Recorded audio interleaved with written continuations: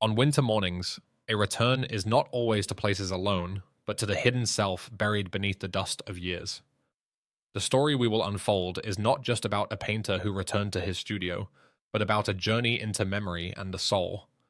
A journey of a man who fled from himself, only to discover that no matter how far one runs, the past waits silently for the moment when the door is opened once more.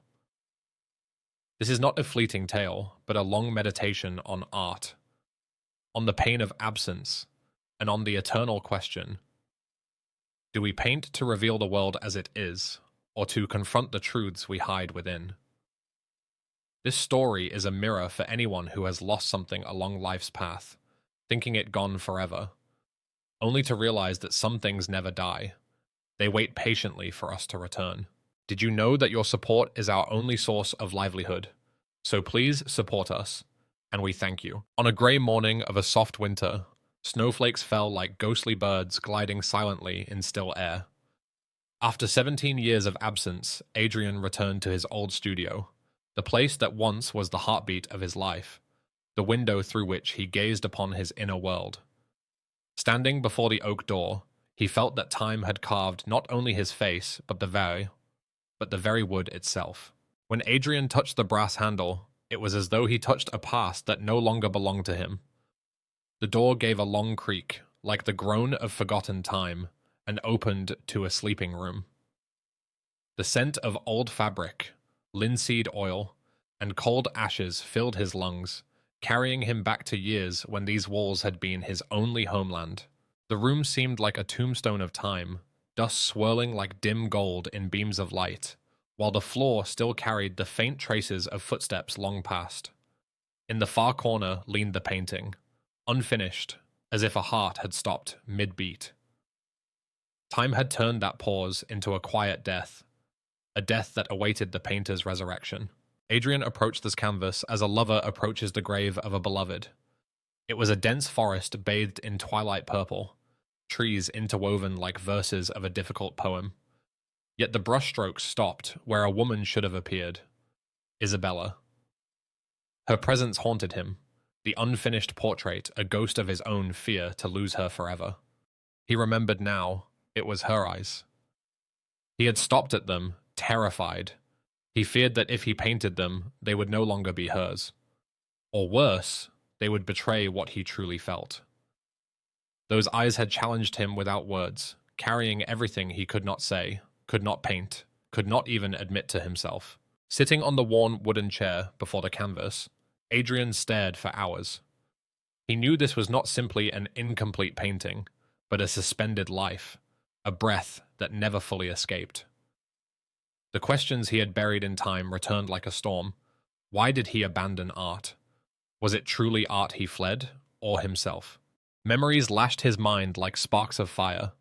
He remembered her voice saying, "You don't see me, you paint me as you imagine, not as I am." Those words wounded him more than a blade. They stripped him of certainty, revealing that perhaps he had never truly seen her at all, only reflections of himself upon her. Isabella had entered his life like a quiet storm, silent yet devastating. He first saw her in a small gallery on the city's edge, where she stood before his painting of a child staring from a broken window. She whispered, "This child does not dream. This child fears to dream." From that moment, she became the mirror of his own fragility. After that, Adrian abandoned painting. He lived a life drained of color, working in cold offices with piles of files, blending into faceless crowds. Yet the canvas never left him. It haunted his nights like a tumor that didn't kill, but constantly reminded him of what he had failed to face. When his father died, Adrian returned to his old city. At the funeral, he felt he buried not only his father, but himself. Days later, drawn by the icy wind of a familiar alley, he entered his abandoned studio, guided not by choice, but by destiny. From then on, every morning he entered the studio, sat before the painting, and added faint strokes, barely visible, like ancient prayers. He wasn't painting merely a picture, but summoning a spirit. Piece by piece, he tried to rebuild the fragments of himself lost in the silence of years. Slowly, Adrian realized that the canvas was not only about Isabella, but about himself. His fear, his fragility, his love unkept.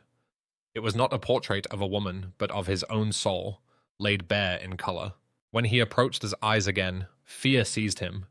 He felt as though the canvas itself waited for this confrontation. They were not only Isabella's eyes, they were his own deepest truth, demanding to be seen. One long night, he painted until dawn. Sweat slid down his brow, but his hand never shook. He painted the eyes with a strange hue, somewhere between amber and ash. They held longing, reproach, and the truth buried across 17 years.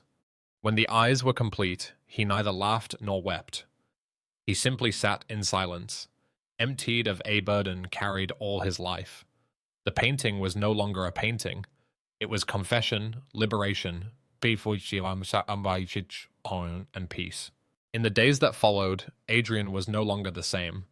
The painting had reconciled him with himself. He no longer needed excuses or apologies. His canvas became his only testimony to the world. Months later, he exhibited the painting in a small gallery. He left no name upon it, only the words, "Eyes I saw too late." Visitors stood for hours before it. Some wept, others smiled. All were silent. The reactions varied, but one truth bound them. The painting carried more than colors. It carried the anguish of a man, and the return of an artist who had once fled his own reflection. When Adrian himself stood before it, he did not see Isabella, nor the strokes he laid.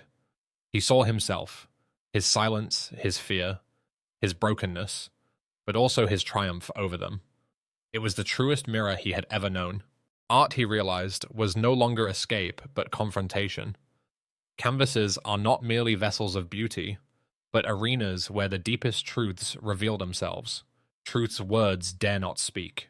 Thus, returning to his studio was not merely revisiting a place, but rediscovering his lost heart. He no longer needed Isabella to stand before him, for she had already become part of the painting, part of himself. And so Adrian learned that time does not erase everything. Some moments linger, waiting in the corners of life until we are ready to face them again. The canvas was complete, but it was he who had been completed by it.